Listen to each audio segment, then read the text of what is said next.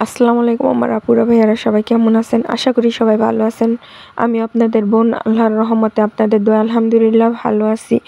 তো দেখুন, আমি এখানে মুরগির মাংসটা কেটে নিয়েছি চিকন চিকন করে। এর মধ্যে দিয়ে দিলাম আদা রসুন পেস্ট, লবণ, আর দিয়ে দিলাম আপনার বাজারের যে প্যাকেটের গরম মশলা ফাঁকিটা পাওয়া যায় সেই গরম মশলা ফাঁকি, আর দিয়ে দিলাম সাথে কিছুটা পরিমাণ টেস্টিং সল্ট। এর মধ্যে হলুদ মরিচ ফাঁকিটা দিয়ে দিলাম এবার, আর দিয়ে দিলাম সয়া সস। এবার আমি একটু নেড়েচেড়ে মিশিয়ে নিয়ে এর মধ্যে দিয়ে দিব যে বাজারের প্যাকেটের মুরগির মাংসের মশলাটা পাওয়া যায় সেই মশলাটা।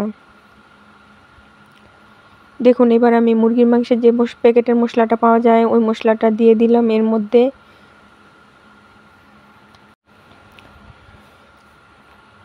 দেখুন, এই পর্যায়ে মুরগির মাংসের মশলাটা দেওয়ার পর আমি দিয়ে দিলাম একটু লেবুর রস।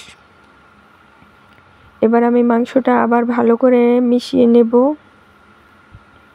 দেখুন, এই পর্যায়ে আমার মাংসটা মেশানো হয়ে গেছে। এবার আমি চুলাতে বসিয়ে দিছি একটা কড়াইয়ের মধ্যে দিয়ে দিছি পর্যাপ্ত পরিমাণ তেল। তেলটা দিয়ে আমি এখানে ডিমটা দিয়ে দিলাম। ফেটে রাখা 2টা ডিম আমি একবার তেলের মধ্যে দিয়ে ডিমটা স্ক্রাম্বল করে নেব নেড়েচেড়ে। দেখুন, আমি ডিমটা নেড়েচেড়ে ভালো করে স্ক্রাম্বল করে নিতেছি। দেখুন, এই পর্যায়ে ডিমটা আমার স্ক্রাম্বল করা হয়ে গেছে। এবার ডিমটা আমি নামিয়ে নিব।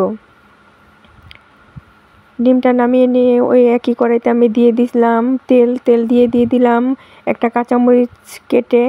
এবার এর মধ্যে আমি দিয়ে দেব যে আগে থেকে মুরগির মাংসের মশলাটা আমি ম্যারিনেট করে রেখেছিলাম ওই মুরগির মাংসের মশলাটা। এবার আমি মুরগির মাংসের মশলাটা নেড়েচেড়ে ভেজে নেব।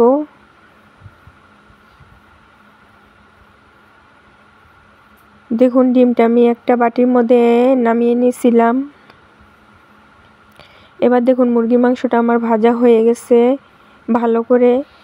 এবার আমি মুরগির মাংসটাও একটা প্লেটে নামিয়ে নেব। দেখুন, মুরগির মাংসটা একটা প্লেটে নামিয়ে নিছি। দেখুন, এই পর্যায়ে আমি কড়াইটা বসিয়ে দিয়ে দিছি পরিমাণ মতো তেলটা দিয়ে আমি এর মধ্যে দিয়ে দিব পেঁয়াজ কুচিটা দিয়ে আমি এবার নেড়েচেড়ে হালকা ভেজে নেব। দেখুন, এই পর্যায়ে আমার পেঁয়াজটা ভাজা হয়ে গেছে। এর মধ্যে আমি দিয়ে দিলাম পরিমাণ মতো আদা রসুন পেস্টটা দিয়ে আমি হালকা নেড়েচেড়ে ভেজে নেব।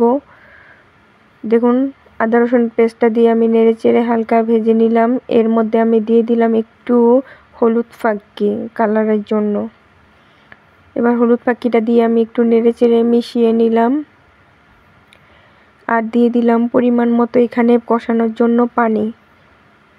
পানিটা দিয়ে এবার আমি দিয়ে দিলাম পরিমাণ মতো লবণ, আর দিয়ে দিলাম এখানে আগে থেকে কেটে রাখা টমেটোটা দিয়ে এবার নেড়েচেড়ে আমি ভালো করে মশলাটা মিশিয়ে নেব।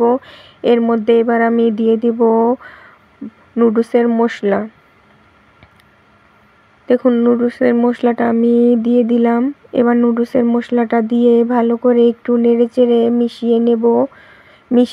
মিশিয়ে নিয়ে এখানে এবার আমি দিয়ে দিলাম আগে থেকে ভেজে রাখা মুরগির মাংসের টুকরোগুলো, আর দিয়ে দিলাম এখানে যে ডিমের স্ক্রাম্বল করে রেখেছিলাম ওই ডিমের স্ক্রাম্বলগুলো আর কাঁচামরিচ। এবার আমি মশলাটা ভালো করে নেড়েচেড়ে একটু মিশিয়ে নেব।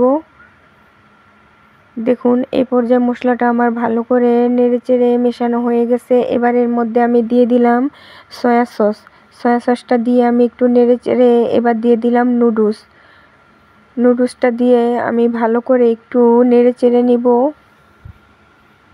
দেখুন, আমি আগে থেকে সেদ্ধ করে রাখা নুডলসটা দিয়ে এবার নেড়েচেড়ে মিশিয়ে নিতেছি।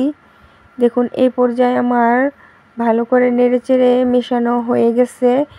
এবার নুডলসটা আমার রান্না একদম শেষ। এবার আমি একটা বোলের মধ্যে নুডলসটা নিছি ঢেলে।